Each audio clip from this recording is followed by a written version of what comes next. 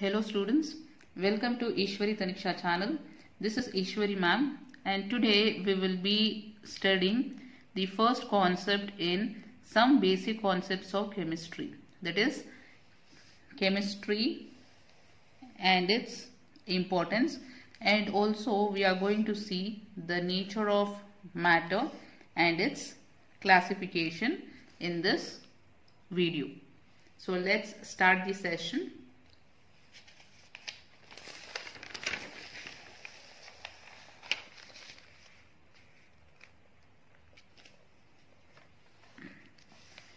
Chemistry deals with the composition, structure and properties of matter. So if someone asks you what chemistry deals with or what is chemistry, you can say that it is the branch of science which deals with composition, structure and properties of matter. Composition meaning is what is present in the matter, we call it as composition. Okay, structure and properties of matter, what we study in chemistry. So you already know that science is divided into three parts: physics, chemistry and biology. So now chemistry is further divided into many branches. Chemistry is further divided into many branches. This year you will be studying chemistry in three branches, that is organic chemistry, inorganic chemistry and biochemistry and physical chemistry.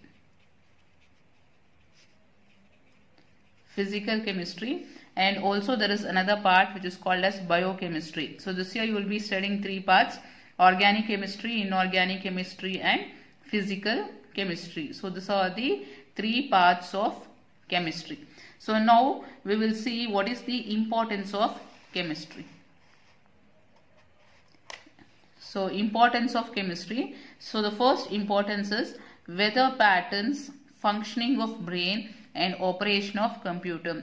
So the application of chemistry is found in all these fields.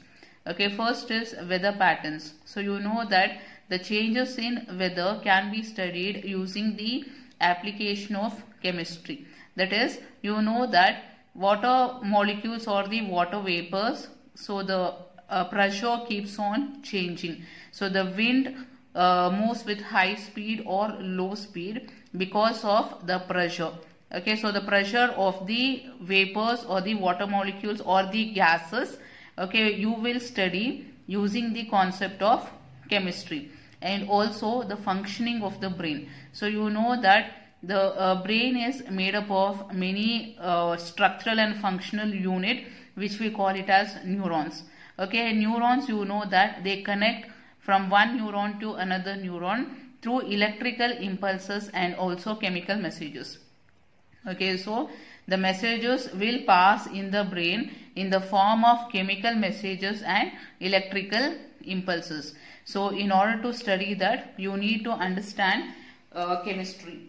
And second is in chemical industries for manufacturing fertilizers, dyes, drugs, etc. So fertilizers, usually you know that it is made up of chemicals. So you should know the concept of chemistry, only then you can mix fertilizers in proper proportion. So usually they use NPK fertilizers, isn't it? NPK is nitrogen. So NPK is nitrogen, phosphorus and potassium. So you have to mix in a proper proportion in order to make the fertilizers. And also dyes and drugs. Drugs are nothing but medicines. So in order to prepare medicine, you need to know, you should have the knowledge of chemistry. And then healthcare products and food. So they are used even in this branch. And then life-saving drugs like cisplatin and Taxol in cancer therapy. So these are the medicines which are used in the treatment of cancer.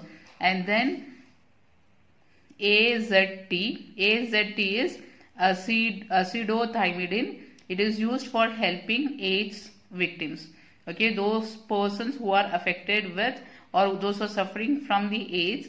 So for their treatment you can use this medicine, that is AZT. Okay, not only this, chemistry is widely used in even other industries. Okay, so chemistry finds applications in most of the fields. So this year you will be studying only few examples of that. So next is nature of matter. Okay, first you should know what is the definition of a matter. So what is matter? Anything which has mass and occupies space is called as matter. So this is the definition for a matter. Anything which has mass and occupies space is called as matter. Meaning is, take any substance. Suppose I'll take this pen. Okay, this pen has mass, isn't it? So this will have some mass and then it is occupying some space. Suppose if I keep somewhere like this on the paper, okay, it is occupying this particular space. So it is having mass and also it is occupying this space. So this we call it as matter. So whatever you see around you, it is matter. So example is pen, book, paper, anything, even living beings. Okay, if you take the example of human beings, so even they are matter. Why? Because they are having mass and they occupy space. So that is why they are called as matter.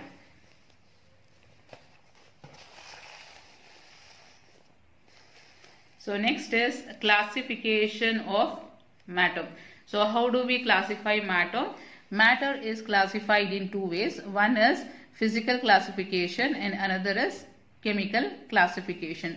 So first let us learn physical classification. So under physical classification they are divided into solids, liquids and gases. Okay, they are divided into three types. So first is solid, second is liquid and third is gas. So now we will see the chemical classification, how they are classified. In chemical classification they are classified into two types. First is mixture, second is pure substance. Again, mixture is divided into two types. One is called as homogeneous mixture, second type is called as heterogeneous mixture. And then coming to pure substances are divided into two types again. One is elements, another is compounds. So now let us see physical classification in detail. So under physical classification they are divided into solid, liquid and gases. So let us study the characteristics of solid, liquid and gases. So solid, they have definite shape. So you can see the picture here for solid, liquid and gases. So inside the solid, if you observe, there are so many atoms or molecules which are closely packed. Okay, closely packed meaning is they are very close to each other. They are bound very close to each other. See the liquid, they are far away from each other. Suppose if I have taken a closed container and this is the line I have marked, and if I pour some liquid, okay, so the molecules are not that very closely arranged when compared to solid. See here they are very closely packed, whereas here they are a little bit far away from each other. And in another container, if you have taken some gas, you can see the molecules are far away from each other, isn't it? So first let us see the first difference between solid, liquid and gas. So first difference is solids, they have definite shape. So for example, you take a stone or you can take a wooden piece. Okay, if you take a wooden piece, it will be having a particular shape, isn't it? So if I take a square shaped wooden piece, it will be having that shape, that is square shape. So they will be having a particular shape. So if you see liquid, they do not have definite shape, they take the shape of the container. That is, if I take a container, see here for example, I will take a container which is in this shape. Okay, and I will add water into this. So now they are taking the shape of the container. Suppose if I take a conical flask like this, and if I add the liquid, they will take the shape of the conical flask. So in whichever container I add, they take the shape of the container. They do not have definite shape. They take the shape of the container. And coming to gases, they have neither definite shape and definite volume. So gases, they don't have any definite shape. And second point is, here they have a definite volume. Volume is space occupied. So they are taking this volume. Solids, if you take, they have shape and they are taking this space. So they have a definite volume. And coming to liquid, they have a definite volume. Volume is nothing but again space occupied. So here the liquid is occupying. So here you can see the liquid is occupying this much space. So this space we call it as volume. Okay, whereas for the gas, they don't have a particular volume, definite volume, because they are let free. So they keep on moving. They won't be present in one fixed position. They keep on moving from one place to another. Since they don't have a particular or fixed space, we say that they don't have a definite volume. And then in whichever, suppose if you are taking in the gas in a square shaped container, they will occupy the full space. If I take another container which is of different shape, which is of circular shape, they spread again completely. So they don't have a particular space. If you take if you take different containers, they take the volume of the full container. Okay, so that is the difference between a solid, a liquid and a gas. So this is the physical classification of the matter. So next is interconversions. So how do we convert a solid to liquid and liquid to gas? So this is the interconversion of three states of matter. So first let us take a solid. So what I'll do is, I will take a beaker. In this I will take ice cubes. So these are the ice cubes. Ice cubes. Okay, ice cubes are solid in nature. So now what you can do is, you can start applying heat to this. Heat the beaker. So when you apply heat, what will happen is, this will convert to liquid, isn't it? So this will change to liquid. Liquid water. So now what I have done is, I have taken ice cubes which is a solid. When you heat it, it will convert to liquid water. So now again, if you keep on heating this beaker, now this will convert into water vapor. So you can see water present here and then vapor coming out from it, isn't it, which is a gas. So even here we are applying heat. When you heat the beaker, liquid starts converting into gas. So here solid is converted to liquid, liquid is converted to gas. So how we are doing this process? This process is done by heating. When you heat, you can change from solid to liquid. Again, if you heat the liquid, it changes to gas. Okay, another way is, how do you convert from gas to liquid? So gas to liquid is again cool. Take a gas in a beaker or in a closed container and you have to cool this. So when you cool this, you can see it will be converted into liquid.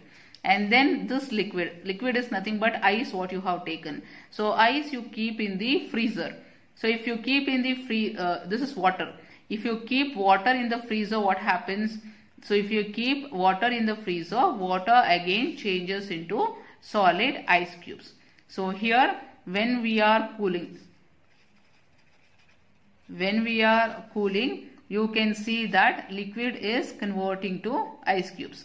So this is the reverse. So when you cool, gas will get converted to liquid and liquid will get converted into solid. So this is the interconversion of three states of matter, from solid to liquid, from liquid to gas, and again from gas to liquid and liquid to solid. So now there is, whether there is any possibility of converting solid to gas directly, whether it is possible for us to convert solid ice to gas. this process is also possible. Okay, how do we do it? So here you can see solid is getting converted to gas. The process we call it as sublimation. Okay, for example, what you can take is, here you can take naphthalene, or you can take camphor. So camphor, what you use in your home. Okay, during puja time, you know that you use camphor, isn't it? So camphor is a solid. So when you light it or when you burn it, so this will directly convert to gas. Okay, so this process we call it as sublimation. And reverse process is also possible. That is conversion of gas into solid. So the conversion of gas into solid, we call it as deposition. So here what happens is, in very cold countries, you can see that the window seals or window panes will be deposited with deposited with the ice. Okay, there what is happening is, the window seals will be very cool. The freezing in that country, the temperature will be a freezing temperature, very cold. It will be in -°C. Okay, when the atmospheric air comes in contact with the glass, what happens is, due to that very low temperature, you can see ice being formed on the window seals. Okay, so that process we call it as deposition. So from conversion from solid to gas, we call it as sublimation, and gas to solid is also possible, which we call it as deposition. Okay, this is interconversion of matter from one state to another. So students, the next classification, that is chemical classification, we will see in the next video. Students, if you like the video, you can share with your friends and subscribe the channel. I'll meet you in the next video. Bye bye.